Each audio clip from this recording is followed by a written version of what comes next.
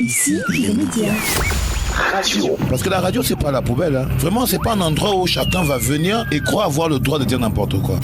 Télévision. C'était la toute première chaîne télévision lancée par le plus grand groupe des médias détenu par des Noirs ici. On veut lutter contre les tarifs publicitaires au rabais qui leur sont imposés par les annonceurs et les régies publicitaires. Il fallait en parler. L'objectif, c'est de construire le premier robot humanoïde africain, super intelligent. L'émicom. Les métiers de la communication étant divers et variés, à vous de tracer votre chemin. Radio, presse écrite, l'émicom, publicité, télévision, cinéma, affichage, il fallait en parler. Hommes et femmes des médias. Hommes et femmes des médias. Ici, les médias. Mesdames, messieurs, sur l'ensemble du continent, recevez nos sincères salutations. Ne ratez pas notre série d'émissions consacrée aux hommes et aux femmes de médias. C'est à partir du 18 février 2017. Le moment est arrivé de nous consacrer uniquement aux médias. Au Gabon, une loi relative à la cybercriminalité annoncée pour les prochains mois. Selon le porte-parole du gouvernement gabonais, ce projet de loi sera soumis aux députés en mars 2017. Côte d'Ivoire, 6 milliards de francs CFA alloués aux médias privés et aux organisations professionnelles de la presse en 2016. Cette somme a été mise à la disposition des médias par le Fonds de soutien et de développement de la presse. Il fallait en parler. Il fallait parler de Calvin Thiam, cet Africain camerounais vivant au Burkina Faso qui transforme des déchets plastiques en toiture de maison. Roland Djakou est avec nous, il nous l'expliquera. Algérie, toutes les chaînes privées ne seront pas autorisées à couvrir les prochaines élections. Ces élections législatives qui, d'après des sources sûres, seront organisées en avril 2017, ne verront pas la participation de médias étrangers. Soudan du Sud, une pénurie de carburant empêche l'apparition des journaux. Transport perturbé, communication instable, quelles conséquences peut bien avoir cette carence d'informations sur l'état du Sud-Soudan? Éléments de réponse dans cette édition. Les métiers de la communication. Le producteur délégué est au monde audiovisuel ce que l'éditeur est au monde littéraire. Dans les métiers de la communication, vous aurez les explications de Cédric Tachago. Bonjour Marcy. Bonjour Aimé Désiré. Passionné des médias, c'est ici les médias. Ici les médias. Le magazine des médias africains. Gabon, une loi relative à la cybersécurité annoncée pour les prochains mois. Et vous nous dites, Marcy Bomba, que ce projet de loi sera soumis aux députés en mars 2017. Ici, les médias. Effectivement, Aimé Désiré, selon le porte-parole du gouvernement gabonais, ce projet de loi sera soumis aux députés en mars 2017. D'après TICMAG, au cours de la session parlementaire du mois de mars 2017, le gouvernement gabonais annoncera son intention de soumettre à l'attention des élus un projet de loi portant sur la cybercriminalité et la protection des données. L'annonce faite cette fin janvier 2017 est du porte-parole du gouvernement gabonais Alain-Claude Bilibinze qui a rappelé l'urgence pour le Gabon de sécuriser un secteur actuellement à la merci des criminels mais qui pourrait contribuer grandement à l'économie nationale.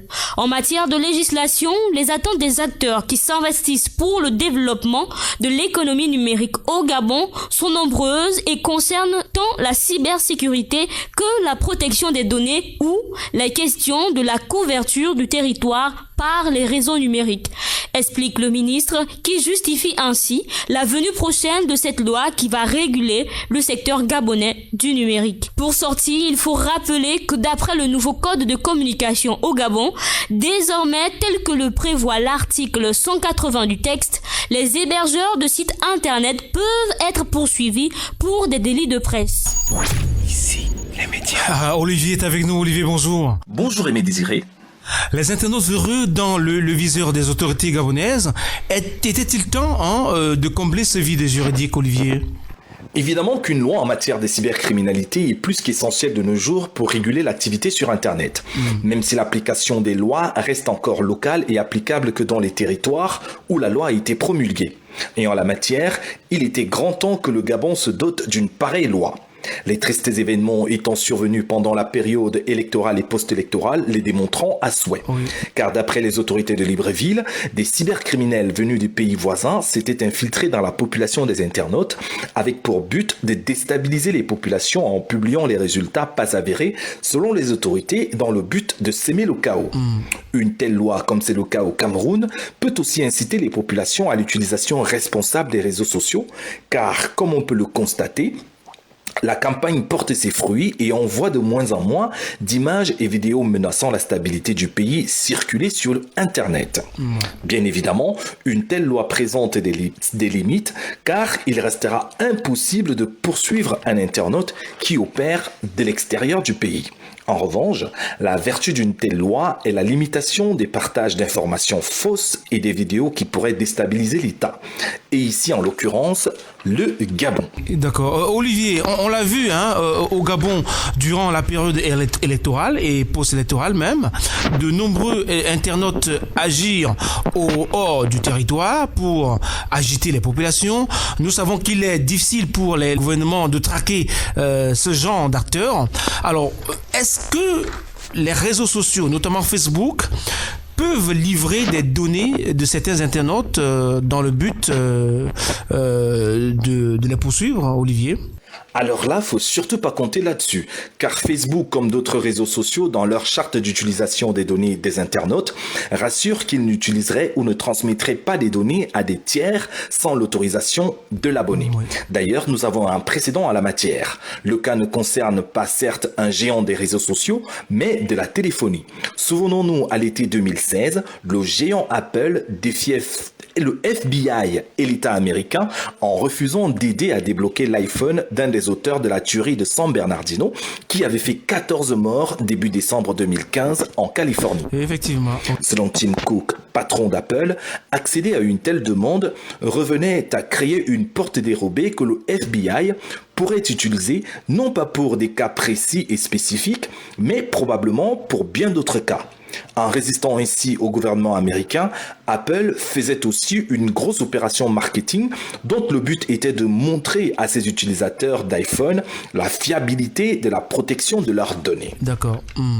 Partant de cette expérience et de ce cas, il est difficile à un quelconque réseau social de collaborer avec un État, les enjeux marketing et commerciaux étant énormes pour ces entreprises. Car rappelons-le, c'est en toute confiance que les internautes rentrent leurs données sur les réseaux sociaux et si ceux-ci sont dotés de paramètres de sécurité, ce n'est certainement pas pour que les données confidentielles se retrouvent à la portée de tous, même pas des États et des gouvernements ou encore moins des services de renseignement. En gros, les États doivent se débrouiller tout seuls et trouver les moyens de régulation. Merci Olivier, c'était Olivier Nkahu, notre correspondant à Strasbourg, c'est en France. Côte d'Ivoire, 6 milliards de francs CFA alloués aux médias privés et aux organisations professionnelles de la presse en 2016. Cette somme a été mise à la disposition des médias par le Fonds de soutien et de développement de la presse. Philomène Ducy. Ici, les médias.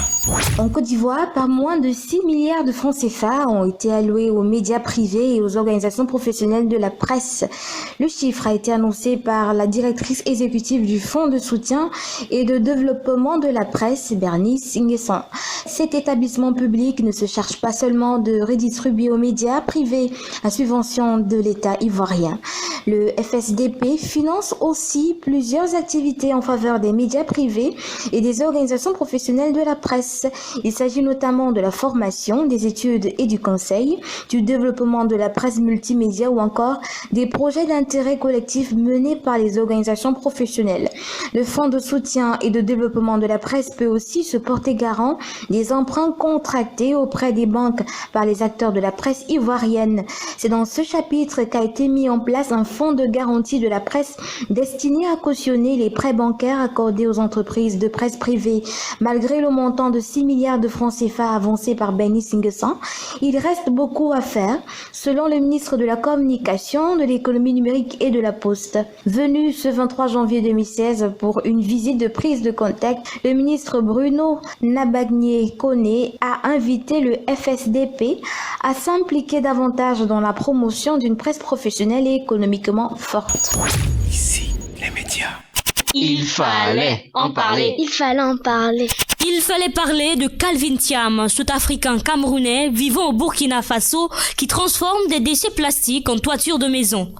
Roland Djakou. Et c'est toujours un plaisir pour moi de vous retrouver dans l'émission Ici, les médias, fait par des hommes des médias pour le public africain. Et pour la rubrique Il fallait en parler d'aujourd'hui, nous parlerons entre Calvin Thiam, le Camerounais qui transforme des déchets plastiques en toiture de maison. Alors, il faut dire que depuis 2012, le jeune Camerounais s'est engagé à transformer des sachets plastiques en toiture de maison. Alors, il est parti de deux constats. ITV. Le projet vient de deux constats. Premièrement, nous remarquons que dans la plupart des pays d'Afrique subsaharienne, nous avons une prolifération des déchets plastiques. Et parallèlement à cette prolifération des déchets plastiques, nous vivons un réel inconfort thermique au sein des habitats. Près de 50 degrés, c'est la chaleur ambiante que nous avons dans la plupart des pays, notamment au Burkina Faso. Donc du coup, les maisons sont transformées en fours géants. Pour la plupart des personnes qui bénéficient d'un système de climatisation ou de ventilation, ils passent plus de nuits au dehors. Il faut vraiment agir. Et c'est là en fait que nous avons mis sur le pied Éco-Carré qui permet donc de produire des réflectants de toiture qui permettent d'isoler la maison de près de 400 fois plus que les tôles en alu. Objectif avoué, réduire la chaleur générée par les tôles métalliques et aussi contribuer à la protection de l'environnement. Pour y parvenir, le jeune promoteur Calvin Thiam des Teco au Carré, qui signifie toiture écologique et économique, s'est allié à une trentaine de groupements et associations. Intéressés par le projet, DIE, l'Institut international d'ingénierie de l'eau et de l'environnement, a effectué des tests sur le prototype des Teco au Carré. Alors, les résultats à l'issue des tests ont été concluants du point de vue sécurité et incendie principalement. Après la reconnaissance par les experts, l'entreprise a pu s'offrir une unité de production, quoique insuffisante et artisanale. ITV. Nous sommes au stade pilote, c'est-à-dire nous avons déjà quitté le prototype et les essais au labo. Nous sommes déjà dotés de 4 machines, un thermopresse, un agglomérateur de plastique, un séchoir solaire, puis un thermofour. Présentement, nous avons plus besoin d'une extrudeuse pour pouvoir assurer l'homogénéité en fait, de la matière à la sortie. Déjà, nous avons déjà nos bureaux et l'espace de production. Et les 4 machines dont je vous explique sont déjà installées. Donc, nous estimons aujourd'hui que si nous avons un fonds de pratiquement 10 millions, dans les prochains 3 mois, vous allez voir les premiers habitats émerger du côté du Burkina Faso avec notre toiture écologique.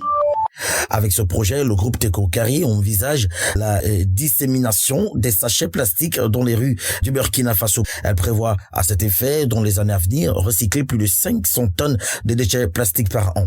Près de 5 ans après le lancement du projet, Teco Carré a créé près d'une centaine d'emplois au Burkina Faso. La start-up ambitionne donc être une référence dans la promotion des matériaux locaux, dont les éco-constructions, notamment des revêtements de toiture écologique pour l'accès à un logement décent en Afrique. Alors, voilà ce qu'il faut retenir de cette rubrique. Il fallait en parler de ce jour. Calvin Thiam, bravo garçon, et continue comme ça. C'est vrai qu'on a besoin des jeunes comme toi et aussi besoin des forces vives de la nation qui puissent mettre la main à la pâte pour qu'on puisse avoir une Afrique qui grandisse, une Afrique qui peut compter sur sa génération pour pouvoir se développer de manière beaucoup plus positive. Alors, Aimé Désiré, c'est tout pour cette semaine. On se retrouve la semaine prochaine, si Dieu le veut, dans un nouvel épisode de la rubrique Il fallait en parler de l'émission Ici les médias. Salut. C'était Roland Djakou à Libreville. Algérie, toutes les chaînes privées ne seront pas autorisées à couvrir les prochaines élections. Ces élections législatives qui, d'après des sources sûres, seront organisées en avril 2017, ne verront pas la participation de médias étrangers. Philomène Zussi. Ici, les médias. Il est déjà question de la couverture médiatique des élections législatives et locales prévues en Algérie cette année 2017. En effet, cette fin janvier, le ministre de la Communication, Hamid Green, a été interrogé sur le sujet. Il a alors déclaré, je cite, « Ce ne sont pas toutes les chaînes privées qui sont autorisées à couvrir les prochaines élections. Nous sommes dans la légalité et on ne va pas donner des autorisations à des chaînes de droit étranger. » Fin de citation.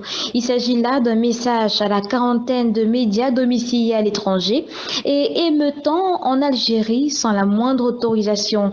La plupart des chaînes télévision incriminées sont représentées dans le pays via des bureaux et un personnel en activité. Le ministre Hamid Green rappelle que seules 5 chaînes disposent de bureaux autorisés en Algérie. Il a alors indiqué que pour les autres, je cite, on aura la possibilité de discuter s'il y a lieu de le faire pour qu'il n'y ait pas de problème de diffamation ou d'injure lors des prochaines élections. Fin de citation. Le ministre de la Communication a insisté sur le fait que chaque chaîne doit déposer un dossier au niveau de l'autorité de régulation de l'audiovisuel. Il y a un cahier de charges auquel cette chaîne devrait se conformer, Dixik Hamid Green. Il a aussi annoncé une rencontre avec la haute instance indépendante de surveillance des élections. Il sera question de l'expression directe à la radio, à la télévision et des différentes modalités de la couverture médiatique des prochaines législatives en Algérie. Ici, les médias. À l'instant, Philomène Ducy. Ismaël Karim, bonjour. Aimé Désiré, bonjour. Bonjour à tous, auditeurs d'ici les médias. Exclure les médias de droit étranger des prochaines élections législatives en Algérie. Que pensez-vous de cette stratégie du gouvernement du président Bouteflika, Ismaël? Alors, pour ma part, Aimé Désiré, je trouve salutaire la réaction du président Abdelaziz Bouteflika et même celle du ministère de la Communication. Une décision qui voudrait que seuls les médias qui ont une certaine autorité au pays et qui ont même l'autorisation de fonctionner puissent donc couvrir les élections, parce qu'en réalité, les élections restent une étape cruciale dans un pays et on ne va pas permettre aux médias voyous de pouvoir venir, soit aux médias clandestins de pouvoir venir s'ingérer dans les affaires du pays. Allez, vous voyez là, on parle d'une quarantaine de médias qui émettent dans le pays, mais qui n'ont aucune autorisation d'émettre dans le pays et qui sont même d'ailleurs étrangers. Donc, les élections étant donc une étape cruciale pour un pays, on ne peut en aucun cas permettre aux médias voyous de pouvoir venir tout le temps essayer de fouiner dans ce qui concerne le pays. Si vous voulez mettre dans un pays, essayez donc de vous arrimer donc aux lois de ces pays-là, essayez donc de vous conformer aux lois de ces pays-là, et en ce moment-là, on pourra vous considérer comme un média noble. À partir du moment où vous êtes clandestin, ce n'est déjà pas normal que l'on puisse vous donner des invitations ou encore des accréditations de venir couvrir les élections dans le pays. Et je pense que la décision du gouvernement algérien reste quand même une décision salutaire pour la paix intérieure en Algérie. Alors Ismaël, juste à côté de vous, nous avons Edita Nefertiti qui est à Paris pour quelques jours. Bonjour. Bonjour Aimé Désiré. Alors on l'a connu Edita, les méthodes de manipulation de certains médias dans la justification de la guerre en Somalie, en Libye, pour ne citer que ceci. Y a-t-il pas ici une crainte du gouvernement algérien de perdre le contrôle de l'information et de courir un risque de manipulation quelconque? A priori, on ne peut pas reprocher cette décision du gouvernement algérien de vouloir se protéger d'une interprétation de l'information qui pourrait éventuellement nuire au protocole officiel qui est le leur. Mais la véritable question est de savoir, est-ce vraiment une démarche responsable et efficace ? Ce que je ne pense pas. Parce que cette décision, loin de donner une certaine légitimité à la commission électorale ou au gouvernement, peut se ressentir comme une sorte de muselage. Parce que ce refus d'accréditation des médias étrangers se perçoit comme le rejet de tout traitement de l'information contraire à la ligne officielle et par la même occasion un moyen de contrôler les médias. Ouais. Et on peut même se poser la question de savoir si c'est vraiment réaliste avec les réseaux sociaux de croire qu'il suffit de refuser une accréditation pour contenir une supposée désinformation ou manipulation. Justement, c'est ce refus d'accréditation qui pourrait créer un environnement de suspicion et des conditions de manipulation médiatique qui aboutiraient à de regrettables situations que vous évoquiez plus haut, en Somalie, en Libye et dans d'autres cas politiques en Afrique. Si ces médias émettent, c'est qu'ils ont une certaine légitimité et ce serait regrettable de les laisser en marge d'un tel événement. Oui. Espérons qu'une alternative puisse être trouvée pour accompagner l'expression de la démocratie en Algérie. Voilà. Merci Edita Nefertiti. Bon séjour en France. Merci Aimé Désiré. À bientôt. Sud du Soudan, une pénurie de carburant empêche la parution des journaux. Transport perturbé, communication instable, quelles conséquences peut bien avoir cette carence d'informations sur l'état du Sud-Soudan? Élément de réponse après vous, Aimé Désiré. Ici, les médias. Selon l'agence Ecofin, les journaux n'ont pas paru au Soudan du Sud ces derniers jours. Et pour cause, le pays traverse une pénurie de carburant sans précédent. À Juba, la capitale, l'unique imprimerie Universal Printer a déclaré qu'elle manque de carburant pour son fonctionnement. Sans information et sans publication de journaux, on nous fait croire que ce qui est diffusé sur la chaîne publique est une vérité pieuse, confie un étudiant de l'université de Juba. Cité par le journal en ligne Tribune du Soudan, l'étudiant fait référence au groupe audiovisuel public du Sud du Soudan. L'approvisionnement en carburant reste un problème, bien que ce produit soit subventionné par l'État sud-soudanais via la compagnie Nilpet.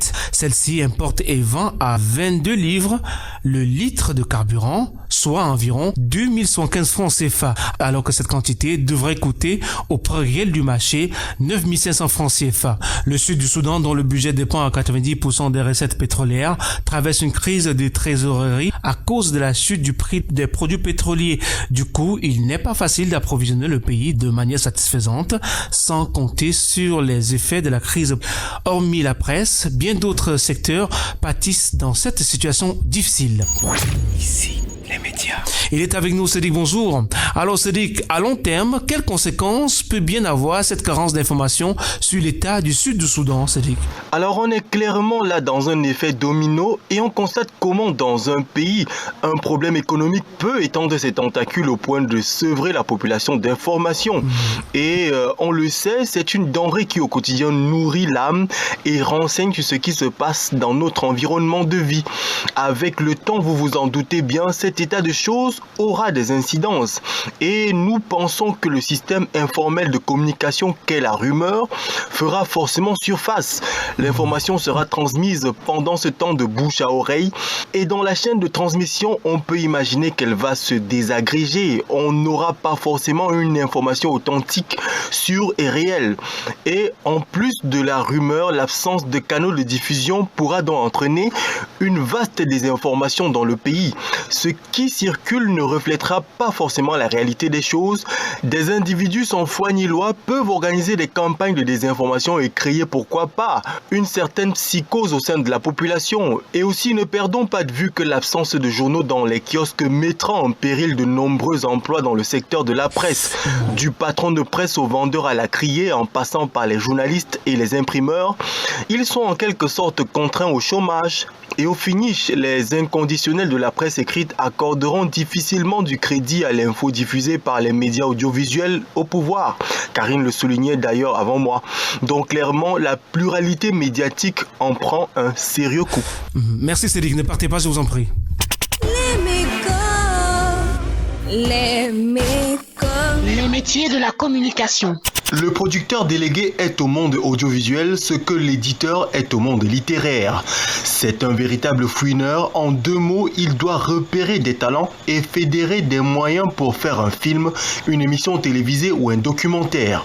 Le producteur est délégué par ses partenaires pour mener à bien un projet dont il a la responsabilité artistique, technique et financière. Lui-même est rarement investisseur. Son rôle est de rassembler les fonds. C'est la tâche du directeur de production de budgétiser le film et de gérer l'enveloppe prévue. Le producteur délégué est également le responsable juridique et financier d'un film. C'est lui qui sélectionne les scénarios en fonction des préférences du public, rassemble les fonds et rend compte aux investisseurs.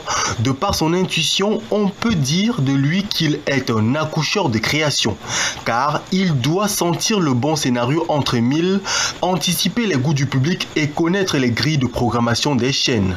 Quand il a obtenu les droits de l'œuvre d'un auteur ou d'un scénariste, le producteur délégué va confier à un producteur exécutif la fabrication d'un film et à un distributeur la vente de ce film aux chaînes de télévision, aux circuits de cinéma et aux nouveaux modes numériques tels les DVD, les VOD et les Blu-ray. Ce métier est souvent assimilé au monde du cinéma, mais il est tout à fait transposable dans l'univers de la télévision. Le producteur délégué est alors la personne qui va permettre qu'un projet soit diffusable. Il a la charge d'assurer la mise en œuvre des moyens matériels, humains ou financiers d'un tournage, d'un enregistrement, du développement d'un jeu vidéo ou d'un produit multimédia en respectant le cadre budgétaire prévu. Il peut ainsi gérer l'infrastructure financière d'une production, c'est-à-dire effectuer l'évaluation financière du projet, définir l'enveloppe budgétaire, dresser et faire respecter les budgets par grand poste, rédiger et négocier les contrats, procéder aux sorties de trésorerie, établir le bilan financier. Il peut également être à l'origine du projet ou financer tout ou une partie d'une production. Globalement, ce métier requiert 3 grandes qualités: le sens de l'entrepreneuriat, la prise de risque et le repérage des talents. Ce métier demande pour son exercice d'énormes qualités. Le producteur délégué doit à cet effet prendre des initiatives et décider avec célérité, concilier les contraintes économiques et artistiques, savoir prendre et calculer les risques, fédérer ses équipes et organiser son travail avec méthode. Et pour mieux se forger, le passage dans une école spécialisée est nécessaire. Et l'Afrique possède de nombreux instituts, à l'instar de la National Film and Television Institute d'Accra au Ghana et l'École supérieure de cinématographie du Togo. Ainsi, les métiers de la communication étant divers et variés, à vous de tracer votre chemin. Maintenant que vous savez en quoi consiste le métier, à vous de prendre la bonne décision pour une meilleure intégration dans le monde de la communication. Ici, les médias. Le magazine des médias africains. Passionnés des médias, vous avez écouté cette autre édition d'Ici les médias. Soyez-en remerciés. Ne ratez pas notre série d'émissions consacrée aux hommes et aux femmes de médias. C'est à partir du 18 février 2017. Nous irons au Togo, au Cameroun et au Gabon à la rencontre des hommes et des femmes exceptionnels. L'équipe au grand complet. Producteur Ada Production, coproducteur Record FM Gabon. Nos correspondants Roland Diakou à Libreville au Gabon, Philomène Dussi, Cédric Tachago à Douala au Cameroun, Olivier Nkayo à Strasbourg, Ismaël Karim à Paris en France, Karine Mambou à Johannesburg en Afrique du Sud, Edita Nefertiti en Virginie aux États-Unis et Teddy Patou au Maroc. Retrouvez ce programme sur notre page Facebook Ici les médias. Dans ce studio, Marcy Boumba. Et lui, Aimé Désiré. Passionné des médias, c'était ici les médias. Prenons rendez-vous sur votre radio. Cette chaîne-là dit la vérité. C'est une chaîne d'investigation. Ici, les médias. À partir du 18 février 2017, Ici, les médias consacrent une série d'émissions aux hommes de médias africains. Nous irons au Cameroun, au Gabon et au Togo. À la rencontre des hommes et des femmes qui font les médias. Ici, les médias. Production Adaprod.